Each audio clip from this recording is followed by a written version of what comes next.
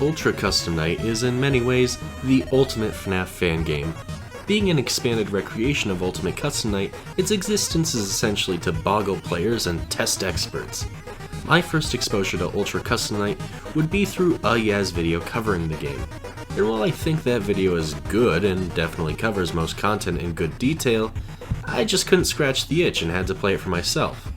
What I found was easily one of the most interesting FNaF fan games I could have hoped to play. So let's get started. The basic premise of Ultra Custom Night is the same as Ultimate Custom Night. You start with a character roster and have the ability to change the levels at which they appear, 0 meaning they're deactivated, and 20 meaning they're at their maximum aggression. Although this scale is consistent across most FNaF fan games, it's worth noting that the hardest people usually face these characters at is between levels 9 and 15. Putting any character at level 20 almost guarantees a difficult night ahead of you. But then, I've completed FNAF 2's Golden Freddy mode, that's 10 characters at their maximum difficulty, surely I can handle— There are over 500 characters. I guess the idea behind this was that Ultimate Custom Night just wasn't enough with its 50 characters, these guys had to add a 0 to that. I figured the best way to talk about this game would be to talk about my own custom night, rather than cover all 500 characters. When crafting my custom night, I decided to stick with characters I knew and recognized, and ones that I had some idea of how they acted. I also decided to really only focus on 3 systems, those being the vents, the doors, and the office. I wasn't exactly ready to deal with the task system, a darkroom system, exposure system, toxic system, GPS system, Chipper and Son system, Fury's rage system. Hell, I was barely getting my footing with the camera system. Did I mention those yet? No? Well, they exist. And the controls for this, oh my god, I need to see a TAS for this game. I don't think Mozart could handle a game with this many keys. So let me bring you through a couple of the characters I ended up facing up against. Springtrap and Ennard were obvious picks for me, not just because they're the 2 biggest final bosses in the series, but also because they're piss easy to deal with in Ultimate Custom Night. But I thought having someone in the vents to occupy me would be a good source of difficulty. I added Toy Chica and Withered Bonnie as well, which is totally fine, we're still not going to insane. Next was the Skeleton, who appeared often. But then I came to the realization that this custom night wasn't too exciting. I had added the Nightmare Rat from Five Nights at Candy's 3, but he wasn't being too pesky. So I went digging through the character roster and added Malhair to my night. Malhair was by far the biggest challenge of the night, although I should say that what this game calls Malhair, most people call Glitch Trap. Being that getting Malhair to calm down required me to constantly search for Faz coins on the camera, it distracted me often from things in my office, and I nearly lost a Springtrap.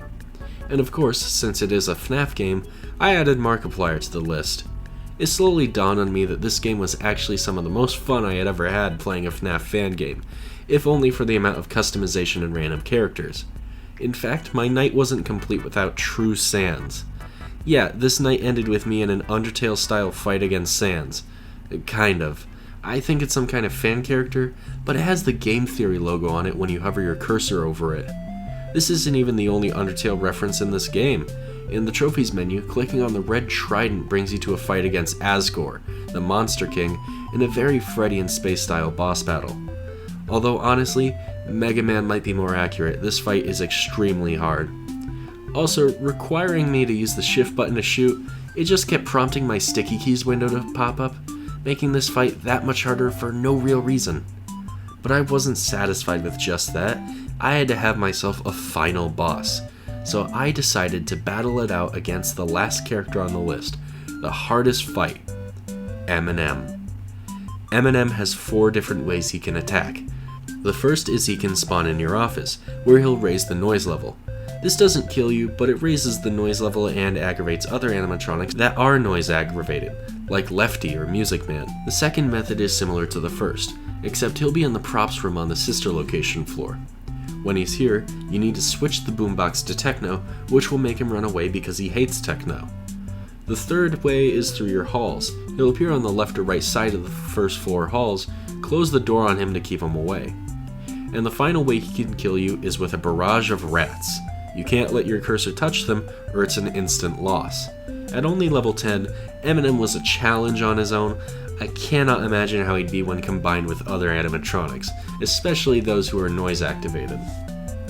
And that's not even it. Although I'm sure a lot of you may know this game in the state that it was in a Yaz video covering it, the game has received a fairly large update since, adding in a campaign mode that throws different challenges and a story at you. Did I do much of this campaign? No, not really, that's not what I downloaded the game for. But it's there for those of you who want a more curated version of this game. I personally couldn't stomach it for more than a few minutes. I think it's the Rainbow Freddy that's throwing me off. But I at least beat the first challenge of this mode, essentially just being a very basic knight against a small handful of animatronics. The only one I actually had any difficulty with was Freddy, but I got used to him in time. Oh, and when I say Freddy, I mean Teaser Freddy. Can't forget that. All in all, I ended up playing this game a lot longer than I thought I would. The thing with Ultimate Custom Night is that I don't ever really feel motivated to play it that much. A lot of the mechanics are ridiculous and come down to chance, and when you're dealing with so many enemies, it can just come off as too frustrating to even feel like playing. Ultra Custom Night somehow avoids this, and I think it's just because there's so much content you can play, both if you want a serious challenge, and if you want Markiplier and the Skeleton to f*** with you. So that's Ultra Custom Night, the second game on our 3-day advent calendar. I gotta say, this is actually turning out to be kinda fun. We'll see how long that lasts. Tomorrow's episode is all about a fan game that was huge back in its heyday and launched the career of a certain developer. Until then, I'm DMuted. Be sure to like and subscribe, and make sure to have a happy holiday. Peace.